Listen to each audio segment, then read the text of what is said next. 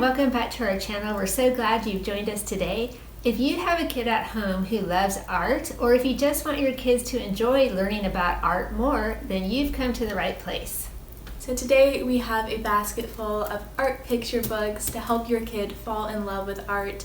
We have everything from art fraud detection to a famous painting with a hilarious history. So without any further ado, let's jump in.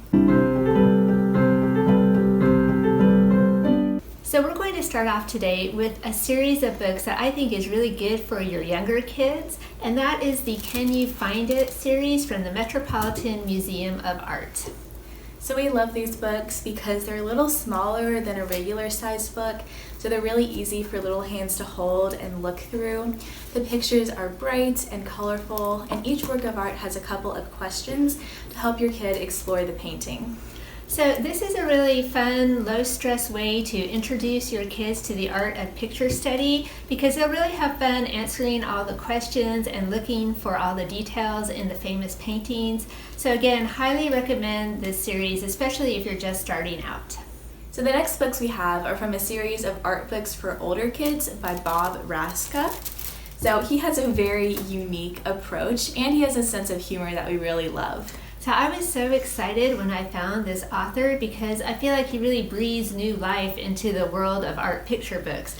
For instance, this book is called the Vermeer Interviews, and in it Bob sits down and interviews the different characters that Vermeer painted. For instance, he interviews the lady with the pearl necklace. So he talks to her about a variety of different things, and it's fun to get inside her head and hear what she has to say, and it just turns out to be a really unique and interesting way to learn about the artist and his works.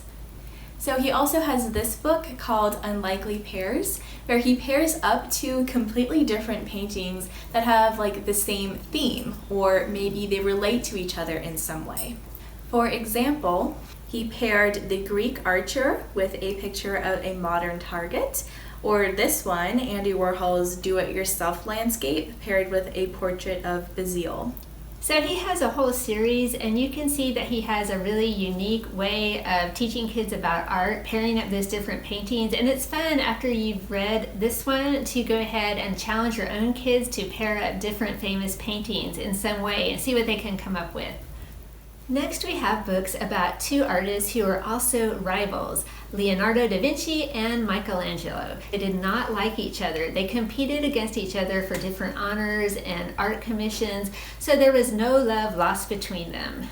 But we like both of them. And we have this book about Michelangelo. It is an excellent biography of him, and it has a lot of really unique illustrations of his works. So if you want a book that really brings Michelangelo and his creations to life, then this one's a good one. And for Leonardo da Vinci, we have this book by Jean Fritz called Leonardo's Horse. We really like this one. Number one, it just has this really fun shape, and so immediately you're drawn to it. But it's the story of Leonardo's great bronze horse, the one he started but never could get around to finishing. Hundreds of years later, an American artist named Charlie Dent came along and finished that project for him. So the illustrations are very bold and exciting. It's a wonderful story, and we think your family will really enjoy this one. Next, we have two interactive art books, which are super cool. The first one is another Leonardo book.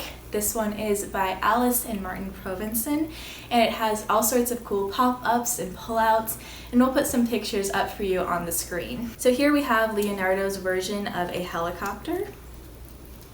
And then we have Leonardo studying the universe, which is also really neat. And here he is painting the Mona Lisa. So we definitely think that Leonardo would approve of this book. Next up, we have this gem of a book about the Dutch artist named M.C. Escher. He was a graphic artist, and his work is known for making you see things from a different perspective, maybe doing some mental gymnastics. He was very interested in science and mathematics and the theory of relativity, which was pretty new in his day. So we'll show you some of his pictures. I really like this scene of the two hands drawing. But then I also really like his picture of people on the staircase ascending and descending. So he will definitely make your kids think. Next up, if you want to mix your art studies with some American history, we have this book, Civil War Artist by Taylor Morrison. And this one actually is a bit out of the box because it focuses on newspaper images. How did they get the images into the newspapers before the advent of photography? So this follows William Forbes, who was a Civil War artist, and he would often risk his life sketching the battles, and those sketches would then be turned into woodcuts that could be used to print images into the newspapers. So it's really intriguing and especially good if you want to mix up your art studies a little bit. The Gentleman and the Kitchen Maid by Diane Stanley is another fun, out-of-the-box art book. If you are planning to take your kids on a museum trip soon, this book will definitely warm them up to the whole idea of going and looking at pictures. There is a really fun plot twist at the end, but we are not going to tell you today what that is. Next up, we have this book, Grant Wood, The Artist in the Hayloft. Now, you may not recognize his name, but you'll probably recognize his most famous painting, American Gothic.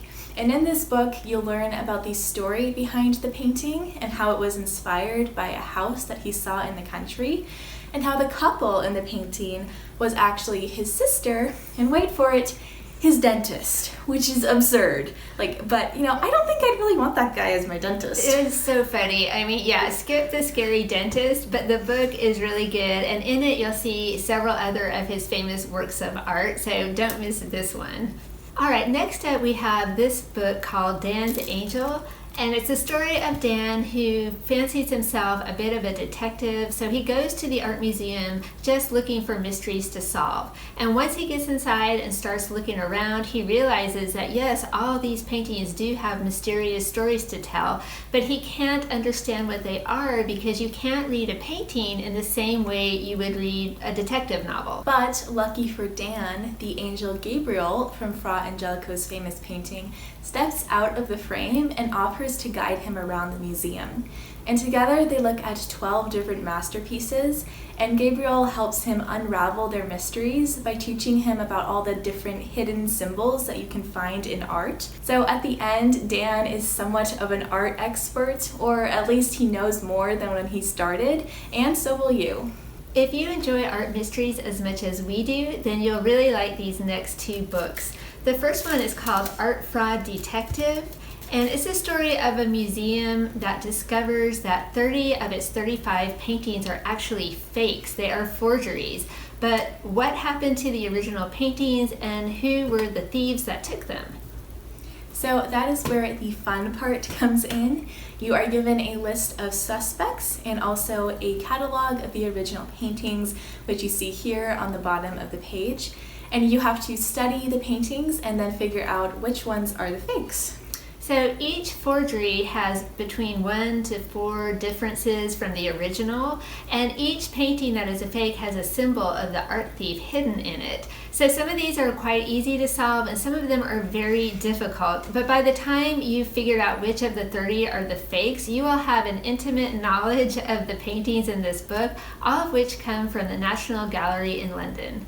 And if you like that type of book, there is another one in the series called The Great Art Scandal.